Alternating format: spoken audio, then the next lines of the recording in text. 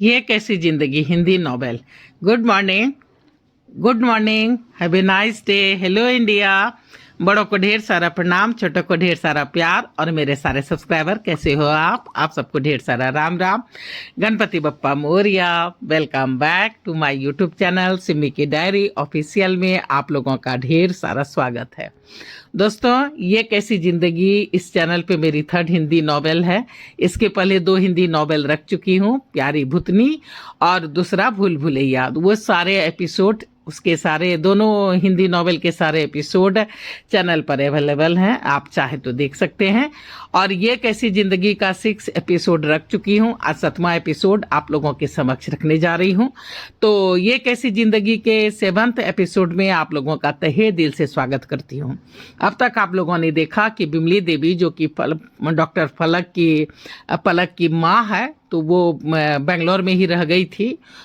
उसकी दोस्त, पलक की दोस्त जूली, वो भी डॉक्टर है और वहीं ज्वाइन कर लिया था उसने। तो उसी के फ्लैट में, बिमली देवी के फ्लैट में ही जूली जो है सो उसके साथ रह रही थी। तो इसलिए पलक जो है सो निश्चिंत होकर के न्यूजीलैंड आ गई थी। लेकिन अब जूली की शादी हो गई है और वो अब अपने हस्बैंड के साथ उसके फ्लैट में शिफ्ट कर गई है। तो मजबूरन बिमली देवी को इस बार न्यूजीलैंड वापस आना पड़ा है। तो बिमली देवी और पलक जो है सो प्लेन से न्यूजीलैंड आ रहे हैं। तो वहीं एरोप्लेन में ही देखती है बिमली देवी एक लड़के को, जो कि लगातार पलक को देखे जा रही है। फिर लैंड होने के बाद दोनों एक दूसरे को हाथ मिलाते हैं और एक दूसरे से विदा लेते हैं। यहाँ तक मैं आप लोगों के समक्ष रख चुकी हूँ। अब चलिए आगे मैं आप लोगों के समक्ष रखती हूँ। पलक पूछ रही है अपनी माँ से कि माँ, आप जानती हैं उसे? नहीं तो फिर ये मुस्कुराहट, ये बायसा, ये सब क्या है? अरे कुछ नहीं, फ्लाइट में साथ आया था ना, इसीलिए। तो मतलब सारे यात्री आपके अपने हो गए क्या माँ? आप भी चलिए, गाड़ी आ गई। आइए मैडम, देर हो गई राजीव? हाँ मैडम, आज काफ़ी ट्रैफिक था। ठीक है चलो। हाँ, पूरे 1 घंटे बाद पलक अपने फ्लैट में आ गई थी। बिमली पूरे 4 साल बाद यहाँ वापस आई थी, पर इस बार उसे अच्छा लग रहा था। जूली की शादी हो गई है, भगवान करे इसे भी कोई मिल जाए तो मुझ बुढ़िया को चैन मिले। शाम का वक्त हो चला था, सोने का समय तो नहीं था, पर बिमली काफ़ी थक गई थी। सो फ्रेश होकर के लेटी ही थी कि उसे गहरी नींद आ गई थी और वो गहरी नींद में समाती चली गई थी। दूसरे दिन सवेरे सवेरे लॉन में एक्सरसाइज करते हुए, हेलो, कौन हो आप? हमारे घर कैसे आ गए? और आप कौन हो? आप हमारे घर में कैसे आ गए? ये मेरा घर है। नहीं, ये मेरा घर है। अच्छा, क्या नाम है आपका? निखिल भारद्वाज। और आपका? मेरा हर्ष भारद्वाज। भारद्वाज? हाँ। नमस्ते भैया। प्रणाम भाभी। ये लड़का हमारा बेटा है भैया। बहुत दिनों के बाद आए हैं ना आप, इसलिए आपको नहीं पता। अच्छा, पर किसी ने घर में भी नहीं बताया था। खैर, मैं भी क्या कह रहा हूँ, कैसा घर और कैसे लोग। आप स्नान कर लीजिए, रात में भी बिना कुछ खाए ही सो गए थे। डैड और सोमेश आपको ब्रेकफास्ट पर मिलेंगे। हाँ ठीक है। और आप क्या करोगे छोटे मास्टर? मैं तैयार होके स्कूल जाऊंगा, 3 बजे तक आ जाऊंगा, फिर मिलते हैं। शाम में साथ खेलेंगे। क्यों खेलेंगे ना आप हमारे साथ? हाँ बिल्कुल। गौतमी भाभी हर्ष को लेकर के चली गई थी। निखिल उस छोटे से बच्चे को देखता रह गया था। पता नहीं कौन सी कशिश थी जो उसे उसकी ओर खींच रही थी। हर्ष तैयार होकर के स्कूल निकल गया था। बाय डैड, बाय दादू, बाय न्यू फ्रेंड, बाय। नाश्ता नहीं करोगे छोटे मास्टर? नहीं न्यू फ्रेंड, नाश्ता तो मॉम तैयार करवाते करवाते ही करवा देती है। Bye bye. गौतमी उसे लेकर के स्कूल चली जाती है। भैया, ये हर्ष का जन्म कब हुआ? मुझे किसी ने बताया तक नहीं। अरे जन्म कहाँ हुआ है उसका? मेरी इस बुढ़ापे में सुनता कौन है? ये साहबजादे बेंगलोर के एक हॉस्पिटल से उठा लाए हैं उसे। क्या हर्ष एडॉप्टेड है? हाँ, तो क्या हुआ? इसमें हर्ष ही क्या है छोटे पापा? आजकल तो ये सब फैशन हो गया है। हाँ, फैशन ही करना था तो किसी और स्कीम के तहत पैदा कर लेते, और नहीं तो कम से कम सरोगेट मदर ही चुन लेते। मैंने तो इसे कभी बहू को छोड़ करके दूसरी शादी तो करनी नहीं कही थी ना। अब अपना खून तो अपना ही होता है, ये पता नहीं किसका खून है। क्या डैड, आप फिर शुरू हो गए? किस जमाने में जी रहे हो डैड? आजकल ये सब बातें कोई मायने नहीं रखती। मैं 40 का हो गया हूँ। आप लोग जिद मचा रहे थे बच्चे के लिए, इकलौता जो ठहरा, प्रेशर में जो उचित लगा सो डिसीजन ले लिया। इसमें मेरी क्या गलती है? पूरे 7 साल हो गया हर्ष का। गौतमी अब तक माँ नहीं बनी। अब तक तो वो भी 40 की हो जाएगी, अब तो वो भी कुछ दिन में 40 की हो जाएगी। डॉक्टर ने ही कहा था कि एक बच्चे को गोद ले ले, बच्चे की देखरेख करते करते ममता जागेगी तो कुछ हार्मोन्स जो नहीं बन रहे हैं उसका सिक्रेशन होने लगेगा, तो शायद बात बन जाए, अपना बच्चा हो जाए। अब हम दोनों तो नॉर्मल हैं, किसी चीज़ की कमी नहीं है। अब एक अनाथ को थोड़ा प्यार मिल जाए, एक घर मिल जाएगा तो क्या घट जाएगा आपका? इतने दान पुण्य तो करते ही हो। इंडिया में 2 आश्रम चल रहा है आपके नाम से, करोड़ों लुटा देते हो। मैंने कभी मना किया है आप लोगों को? क्या मेरा और गौतमी का कोई हक नहीं है? एक बच्चा भी गोद नहीं ले सकते? आप उसे प्यार भी नहीं करते, खींचे खींचे रहते हो। गौतमी इसलिए उसे टेबल पे आने नहीं देती। क्या आप नहीं समझते हो? धीरे धीरे वो भी समझने लगा है कि आप प्यार नहीं करते उसे। मैं नहीं चाहता उसे ये पता चले कि वो इस घर का सदस्य ही नहीं है। छोटे पापा भैया ठीक कर रहे हैं, ठीक कह रहे हैं। आप मुझे ही देखो ना कि मैं जिंदा हूँ, पर न्यू आइडेंटिटी लेकर, नए चेहरे के साथ। कितनी प्रॉब्लम हो रही है मुझे, पर क्या करूँ? यही जिंदगी है। भगवान जो देता है, जो लेता है, हर हाल में उसे एक्सेप्ट करना ही पड़ता है। शायद तू ठीक कर रहा है, मैं भी बूढ़ा हो गया हूँ। भैया को देखो ना, अभी भी हॉस्पिटल जाते हैं, ऑपरेशन करते हैं, और एक मैं हूँ जो घर बैठ गया हूँ। शायद यही सोचता था कि अपना पोता तो हुआ नहीं, सब बेटी दामाद और उसके बच्चों का ही होना है, तो क्यों मेहनत करो। पर तुमने मेरी आंखें खोल दी। अब मैं भी फैक्ट्री जाना फिर से शुरू कर दूंगा। हाँ हाँ ठीक है, पर अभी नहीं, अभी तबीयत जरा नासाज है आपकी। ठीक है मेरे डॉक्टर साहब। सोमेश की आंखें डबडबा गई। Thanks dad, thanks Nikhil.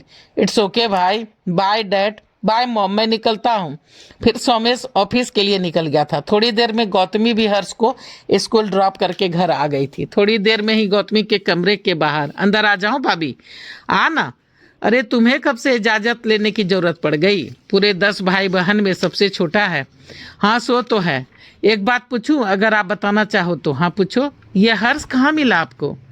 तू उस वक्त लंदन में था। सोना दीदी की बेटी की शादी थी बेंगलोर में, याद है ना? अरे हाँ, उसी में मैं और सोमेश गए थे। शादी के बाद लौटने के एक दिन पहले मेरी तबीयत काफ़ी ख़राब हो गई थी, तो मैं अपने जान पहचान के एक हॉस्पिटल में गई थी। वहाँ बाहर बैठे अपने नंबर आने का इंतजार कर ही रही थी कि देखा कि एक औरत फुट फुट कर रो रही थी। मैंने पूछा कि क्या बात है आंटी? तो उसने कहा मेरी बेटी भी डॉक्टर है इसी अस्पताल में, अभी अभी एक चांद जैसे बेटे को जन्म दिया है, पर शादी नहीं की है। उसे उस लड़के ने धोखा दे दिया है इसे। अब जिद करके इसे जन्म तो दे दिया, पर अकेले पालेगी कैसे? वो तो काम पे चली जाएगी। मैं बुढ़िया ताना सुन सुन के लोगों का वक्त से पहले ही मर जाऊंगी। फिर उसका क्या होगा? उन दोनों का क्या होगा? ऊपर से पूरी जिंदगी उसे अकेले गुजारनी पड़ेगी। शादी भी नहीं हो पाएगी उसकी। वो जार जार रोए जा रही थी। मैंने सोमेश को देखा, सोमेश ने मुझे, और फिर हम दोनों ने डॉक्टर से बातें की। उन औरतों की बात मान करके उसे बच्चे को गोद ले लिया। उस औरत की बात मान करके हम दोनों ने उस बच्चे को गोद ले लिया। दूसरे दिन वापस आ गए। उस लड़की को पता नहीं बाद में उसकी माँ ने क्या कहा होगा। ओह, तो हर्ष एक डॉक्टर माँ का बेटा है। निखिल चुप हो गया। कहीं ये मेरा बेटा तो नहीं, पर पता नहीं ये सच भी है या नहीं। पलक ने एबॉर्शन करवाया था या नहीं? वो यही है, साथ में इंडिया से आई है। शायद उसके साथ उसकी माँ ही थी। मुझे उसका पता लगाना होगा। क्या सोचने लगे भाभी? मुझे लगता है हर्ष मेरा बेटा है। क्या? गौतमी चौंक पड़ी। ये कैसे हो सकता है? आपने कहा था ना कि उसकी माँ एक डॉक्टर है। हाँ, इसलिए मुझे लग रहा है कि वो यही है। हम एक ही फ्लाइट से आए हैं, साथ में उसकी माँ भी थी। अब मुझे उसे ढूंढना होगा। वो किस हॉस्पिटल में काम कर रही है। अभी आप किसी को कुछ नहीं बताना। वाह डैड, सुनेंगे तो खुश हो जाएंगे, पर अभी नहीं, कुछ दिन रुको। मैं इंटरनेट पर देखता हूँ, कुछ पता करता हूँ। हाँ ठीक है, जा देख। गौतमी खुशी से फूले नहीं समा रही थी। उसका मन चिक चिक के कर रहा था कि डैड को बता दूं कि ये आपका ही खून है, आपके भतीजे का बेटा। पर निखिल ने भी मना कर रखा था। निखिल दिन भर नेट पर लगा रहा। अरे नीचे आ, खाना खा, ठंडा हो रहा है। आया भाभी थोड़ी देर बाद। हर्ष नहीं आया स्कूल से अब तक? हाँ, वो आके खा के थोड़ा देर 1-2 घंटा सो जाता है, फिर उठ के खेलेगा, फिर होमवर्क करेगा। अच्छी बात है। छोटी मम्मी कहाँ है? मम्मी आई। सोमेश नहीं आया? नहीं, आज मीटिंग है, बाहर निकल गए हैं। ड्राइवर को भेजा था, बैग पैक करके दे दिया है मैंने। हर्ष ने खाया? हाँ मम्मी, वो सो रहा है। क्या बनाया जिम्मी? अरे निखिल भैया की पसंद। अच्छा, तुम्हें याद था? क्या भैया, आप 8 साल बाद आए हैं, पर हम तो जाते रहते हैं ना हर साल मुंबई में। अपना घर पूरे 2 महीने रहता हूँ वहाँ। हाँ वो तो है। चल लगा, काफी भूख लगी है। गौतमी तू भी बैठना। हाँ मम्मी। सभी खाना खाने लगते हैं शाम में। हाय न्यू फ्रेंड। हेलो मास्टर, कैसे हो? नींद पूरी हो गई? हाँ, और होमवर्क वो भी हो गया। अच्छी बात है। और शाम में नाश्ता पानी? नो वे। दिन भर खाना खाना खाना, सिर्फ खाना। परेशान हो जाता हूँ। अच्छा, पर सो के उठने के बाद तो हल्की भूख तो लगती ही होगी। हाँ खाया ना एक सेब। अच्छा अच्छा, तो आपने सेब खाया। आपको सेब खाना अच्छा लगता है? हाँ। अच्छा, आप काम करते हो ना? हाँ करता हूँ। तो क्या काम करते हो आप? आप डॉक्टर हो ना? हाँ। आपको डॉक्टर नहीं पसंद? हाँ। ठीक है। आपके घर में तो सभी डॉक्टर हैं ना? हाँ। आप जानते हो? हाँ। आप वही अंकल हो ना जो 2 साल पहले यहाँ के हॉस्पिटल में एडमिट थे, पूरे 8 महीने? अरे बाप रे बाप, इतनी जानकारी है आपको? हाँ, रखनी पड़ती है जानकारी। आप अमेरिका में ही जाके ठीक हुए हो ना, वहीं आपकी आंखें भी ठीक हुई है। अच्छा, तो ये भी मालूम है आपको? आप तो उस वक्त बहुत छोटे रहे होंगे, फिर इतनी सारी जानकारी कैसे है आपको? हाँ, पर घर में सभी रोते रहते थे, हमेशा रोते रहते थे।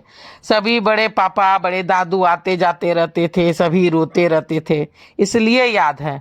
पर आपको मैंने पहली बार देखा है। हाँ।